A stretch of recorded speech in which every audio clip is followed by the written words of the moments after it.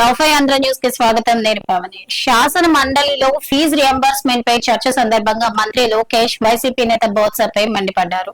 మీరే బకాయిలు పెట్టి మమ్మల్ని అంటారా? సీనియర్ నేత అయ్యుండి బీఎస్ఏలో ఎందుకు మాట్లాడలేదు? నన్ను డిక్టేట్ చేయడం సరికాదు అని ఆగ్రహం వ్యక్తం చేశారు. తమ హయాంలో బకాయిలు పెట్టలేదని లోకేష్ మాటలు సరిగ్గా లేవని బోత్స బదిలిచ్చారు.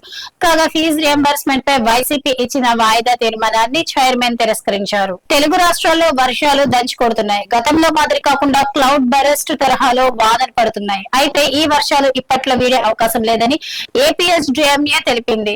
పశ్చిమ మధ్య బంగాళాఖాతంలో ఈ నెల 26న వాయుగుండం ఏర్పడే అవకాశం ఉందని తెలిపింది. మరి దీని ప్రభావంతో ఆంధ్రప్రదేశ్ లో అలాగే తెలంగాణలో కూడా మరో 3 రోజులు భారీ వర్షాలు కురిసే ఛాన్స్ ఉందని పేర్కొంది. ప్రజలు అప్రమత్తంగా ఉండాలని సూచించింది. ఫీజు రీయింబర్స్మెంట్ చెల్లించినందుకు నిరసనగా నిన్న రాష్ట్ర వ్యాప్తంగా 70% కాలేజీలు మూసివేసినట్లు ప్రైవేట్ డిగ్రీ కాలేజీల యాజమాన్యాల అసోసియేషన్ తెలిపింది. ప్రభుత్వం స్పందించకపోతే ఈ నెల 27 వరకు కాలేజీల బంద్ కొనసాగుతుందని ప్రకటించింది.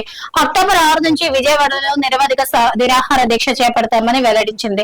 గత 16 నెలలుగా ఫీజు రియంబర్స్మెంట్ విడుదల చేయకపోవడంతో కాలేజీల నిర్వహణ కష్టంగా మారిందని పేర్కొంది. వ్యవసాయంపై శాసనసభ్యులు ప్రత్యేక దృష్టి పెట్టాలని సీఎం చంద్రబాబు సూచించారు. అక్టోబర్ నుంచి నెలకో రోజు పొలాలకు వెళ్లాలని అసెంబ్లీలో సభ్యులకు తెలిపారు. రైతులతో మాట్లాడి సమస్యలు పరిష్కరించాలన్నారు. త్వరలో తాను అన్నదాతలను కలుస్తారని పేర్కొన్నారు.